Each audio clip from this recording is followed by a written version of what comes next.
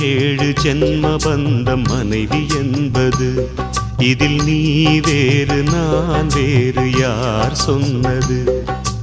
கல்யாணமே ஒரு தெய்வீகமே, சம்சாரமே அதன் சந்தோஷமே, ஒரு வானும் நிலவும் பிரிந்து வாழுமா? ஏழேழு ஜென்ம பந்தம் மனைவி என்பது, இதில் நீ வேறு நான் வேறு யார் சொன்னது?